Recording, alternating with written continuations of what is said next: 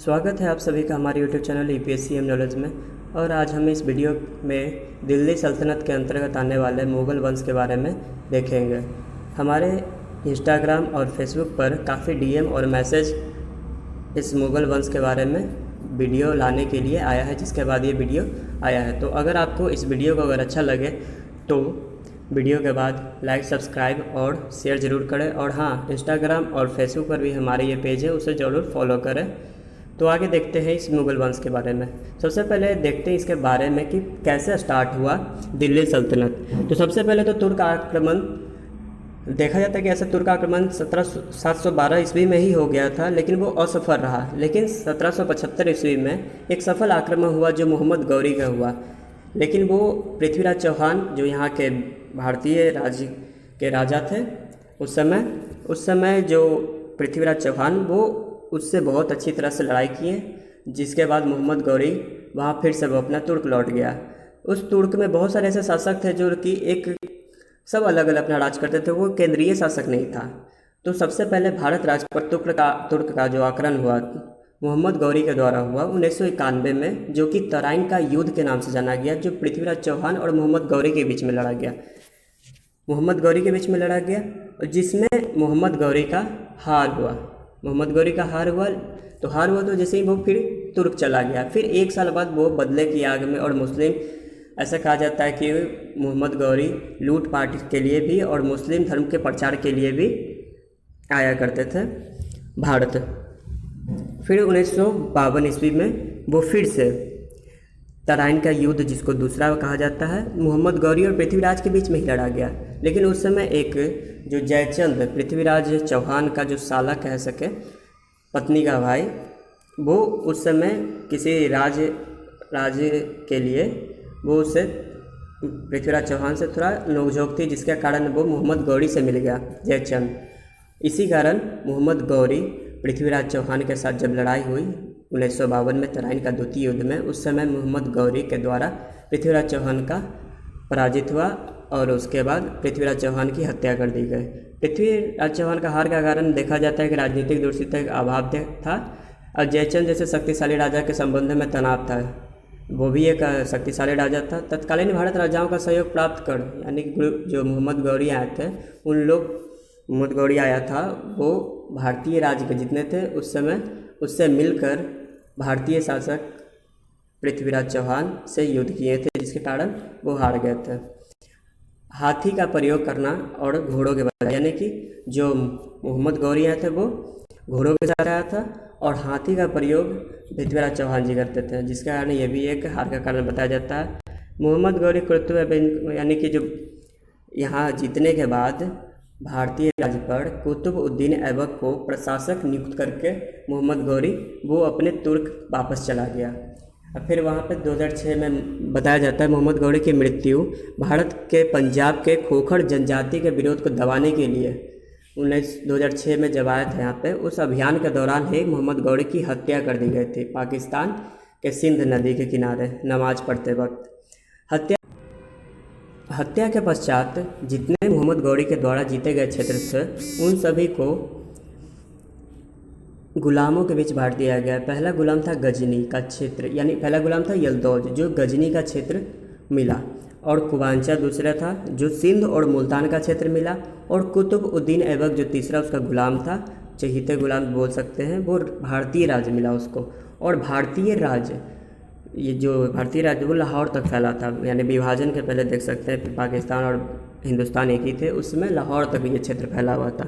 उसी समय से ये दिल्ली सल्तनत काल शुरू होता है। दिल्ली सल्तनत हिंद भी इसको कह सकते हैं, सल्तनत दिल्ली भी कह सकते हैं, जो कि ये 1206 ईस्वी से लेकर, यानी मोहम्मद गौरी की मृत्यु के बाद से लेकर 1526 ईस्वी तक दिल्ली सल्तनत काल रहा। उस दिल्ली सल्तनत काल के अंदर 5 ऐसे वंश हैं जो कि बहुत महत्वपूर्ण रोल करते हैं हमारे इतिहास के लिए। पहला गुलाम वंश था, दूसरा खिलजी वंश था, तीसरा तुगलक वंश, और चौथा सैयद वंश, और पांचवा लोधी वंश था।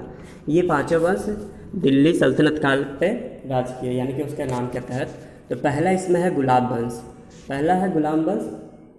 तो गुलाम वंश के अंदर भी बहुत सारे शासक हैं जो कि 1206 ईस्वी से लेकर 1290 ईस्वी तक चले, यानी कि गुलाम वंश के अंदर 84 वर्ष का जो राज था उसमें बहुत सारे आए।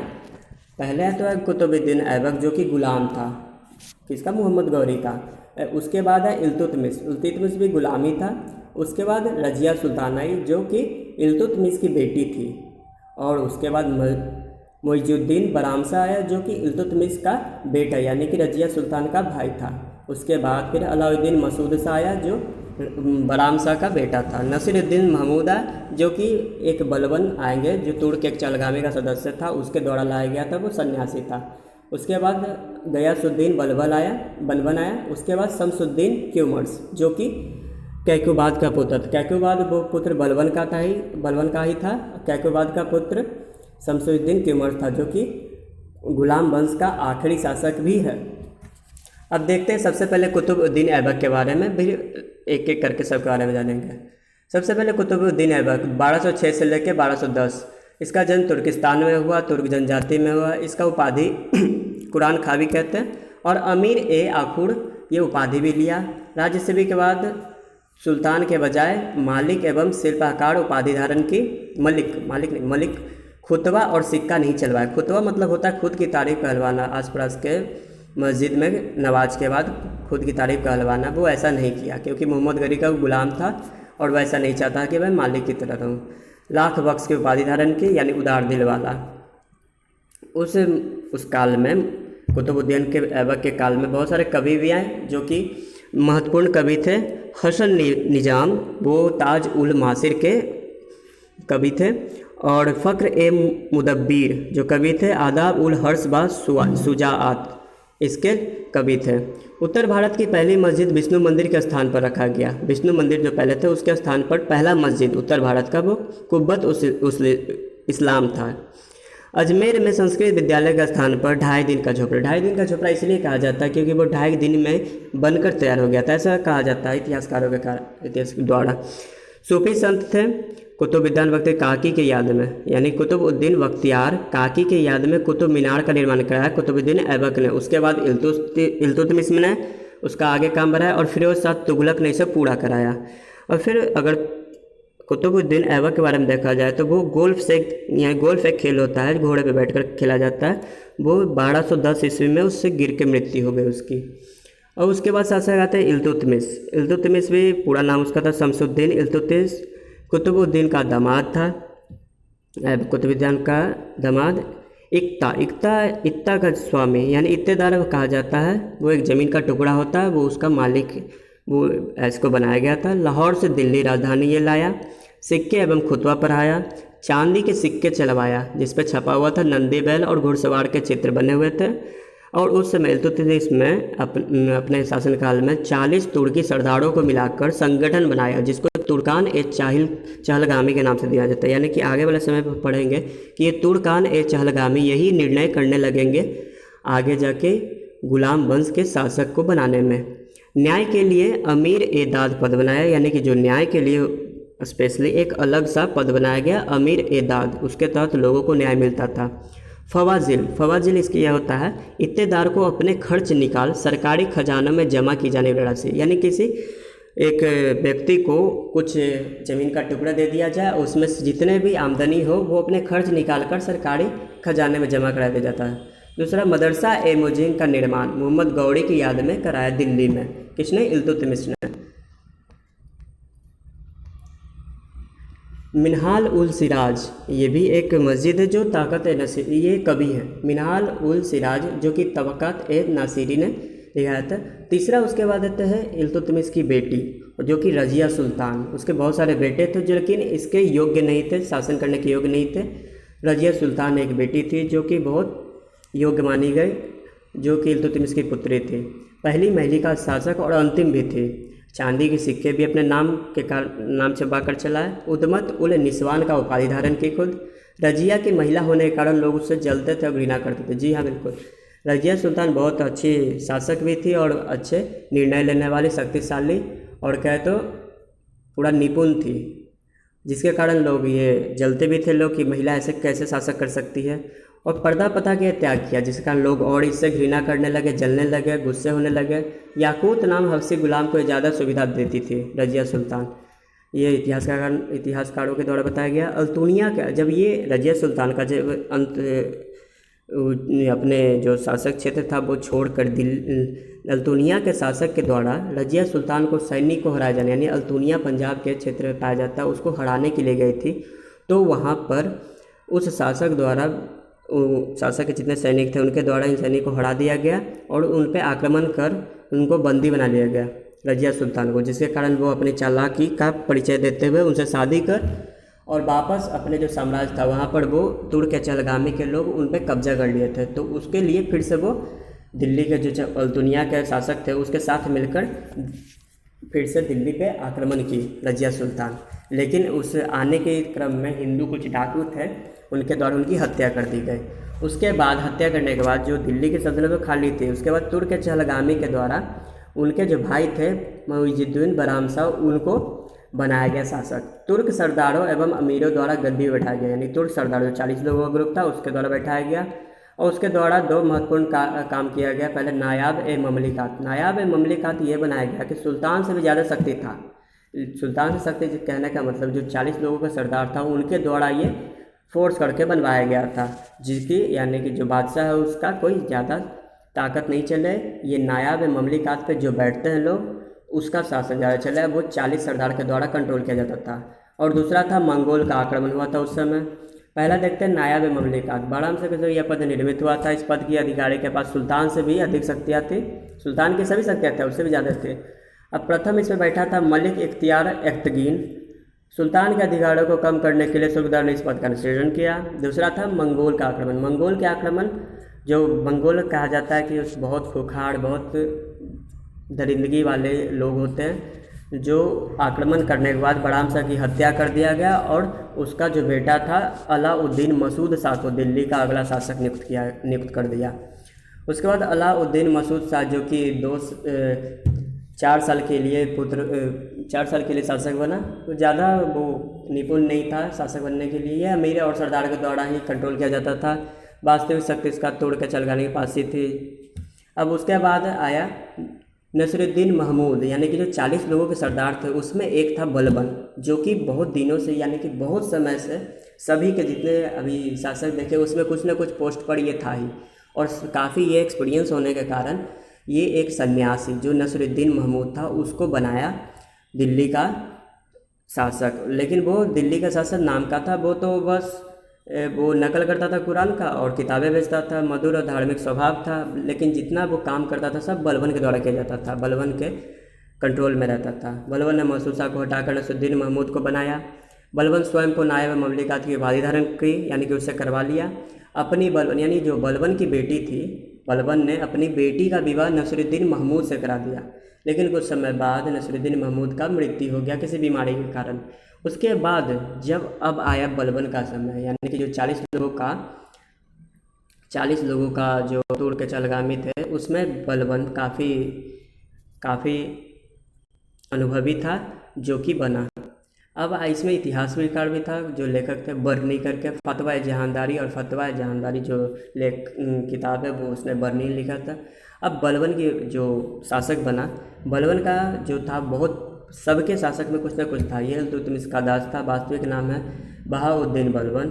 अमीर ए आखुर का पद धारण किया, जो कुतुबुद्दीन को भी ये मिला था। वंशज था, अपने खुद को वंशज बताता था आफरा सियाब करके। उपाधि लिया उल्गू खां, जिले उल्लाह, गयासुद्दीन, नियात खुदाई जो ईश्वर का प्रतिनिधि मतलब होता है, ये सारे उपाधि खुद धारण कर लिए। तुर्क के चहलगामी को प्रथा को समाप्त कर दिया, यानी कि जितने शासक को तुर्क के चहलगामी कंट्रोल करते थे, बलबन इतना चालाक था कि वो उस पोस्ट को ही ख़त्म कर दिया, यानी कि वो संगठन को ही ख़त्म कर दिया। ना रहेगा संगठन ना कंट्रोल करेगा, यानी कि बलबन खुद दिल्ली सल्तनत को कंट्रोल कर रहा था। सिजदा और पैसों की शुरुआत किया। सिजदा मतलब होता है घुटने के पर बैठकर सुल्तान के सामने सिर झुकाना, यानी कि जितने उसके गुलाम हैं और जितने अंतर्गत राज्य के आते हैं वो सब सुल्तान के सामने जाकर वो अपने घुटने टेक कर उसके सिजदा करेंगे। पैबोस तो सुल्तान के पैर को चूमना, ये सब बलबन ने शुरुआत कराए। सिद्धांत के फारसी राजत्व के सिद्धांत, यानी कि ये सिद्धांत दिया कि फारसी राजत्व के सिद्धांत पे ये सब चलेगा। 80 वर्ष की अवस्था में 1287 मृत्यु हुई, यानी कि 80 वर्ष बहुत अनुभवी है, बहुत शुरू से ही था।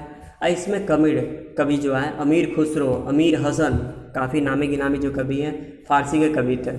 उसके बाद बनाए, यानी बलबन के बाद कैकुबाद उसका बेटा जो था कैकुबाद बना, लेकिन उसका लकवा के कारण वो उसका मृत्यु हो गया। तो कैकुबाद का पुत्र यानी कि बलबन का पोता शमसुद्दीन क्यूमर्स जो कि बालक ही था उसको बनाया शासक, यानी कि कैकुबाद का पुत्र क्यूमर्स शासक बना। सल्तनत काल का आखिरी शासक था, यानी कि वो बालक होने के कारण ज़्यादा निपुण नहीं था और इसी का फ़ायदा उठाकर बहुत सारे लोग जो यानी दूसरे वंश के थे वो इस पर देखे कि ये तो बच्चा है क्या करेगा ऐसे करके, और बहुत सारे लोग जो इसके शासनकाल में निपुण नहीं थे, जिसके कारण खिलजी वंश जो इसके गुलाम वंश के बाद जो वंश आएंगे खिलजी वंश, उसके शासक ने शमसुद्दीन क्यूमर्स की आंखें फोड़कर उस पर हत्या करके और दिल्ली सल्तनत काल पे अपना कब्जा जमा लिया। इसी के साथ गुलाम वंश का अंत हो गया और खिलजी वंश की स्थापना होगी। तो इसके अगले वीडियो में हम लोग देखेंगे खिलजी वंश के बारे में, लेकिन अभी जितना पढ़ा हमने उस पर हम कुछ क्वेश्चंस लगाते हैं जो कि इम्पोर्टेंट क्वेश्चंस है। पहले देखते हैं तुर्क का पहला आक्रमण कब हुआ? 1775 में ये सफल आक्रमण देखा जाए। दूसरा, तराइन का युद्ध कब हुआ? 1991 में। दूसरा तराइन युद्ध कब हुआ? 1992 में। मुस्लिम साम्राज्य का नींव किसने रखा? तो अभी बताएं कि जो लूट खसुट के मामले में, यानी लूट खसुट करने के लिए आया करते थे और मुस्लिम साम्राज्य का जो विस्तार करने के लिए कौन आते थे? मोहम्मद गौरी आया करते थे। मोहम्मद गौरी का मृत्यु कब हुआ? 1206 सिंध में, सिंध के पाकिस्तान नवाज पढ़ते समय हुआ। गुलाम वंश का पहला शासक कौन था? अगर आप भी इसे जानते तो बताइए, कमेंट करके बताइए। गुलाम वंश का पहला शासक कौन था? इल्तुतमिश, रजिया सुल्तान, बलबन, कुतुबुद्दीन ऐबक, कुतुबुद्दीन। 2.5 दिन का झोपड़ा किसने बनवाया? कुतुबुद्दीन ने। कुतुबुद्दीन ऐबक का मृत्यु कब हुआ? 1210 ईस्वी। लाहौर से दिल्ली राजधानी लाने वाला शासक का नाम क्या था? इल्तुतमिश ने लाया था। पहली और आखिरी मुस्लिम महिला शासक कौन थी कह सकते हैं? रजिया सुल्तान। नायाब ममलिकात पद की शुरुआत किसने किया था? बहराम साहब। और जितने आप लोग ये जान रहे हैं क्वेश्चन का उसको कमेंट करके आंसर दे सकते हैं। तुर्क ए चहलगामी कौन से सदस्य ने गुलाम वंश का शासक बना? यानी कि जितने 40 लोगों का सरदार थे उसमें से मात्र एक ही ने शासक बना था, उसका नाम क्या? बलबन, जो 80 साल की उम्र में मृत्यु हुई थी। अनुभव बहुत था। मुगल वंश का अंतिम शासक कौन था? क्यूमर्स, जिसको खिलजी वंश के शासक ने आंखें फोड़कर हत्या कर दी थी। क्यूमर्स का वंशज कौन था? बलबन का, यानी बलबन का पोता था तो यही वंशज होगा। क्यूमर्स की हत्या किस वंश के शासक ने की? तो ये किसने? खिलजी वंश ने की। यानी कि खिलजी वंश की ये जो हत्या क्यूमर्स की हत्या की थी, इसके बाद ही वो खिलजी अपना वंश स्थापना करेगा और खिलजी वंश अगले वीडियो में देखेंगे।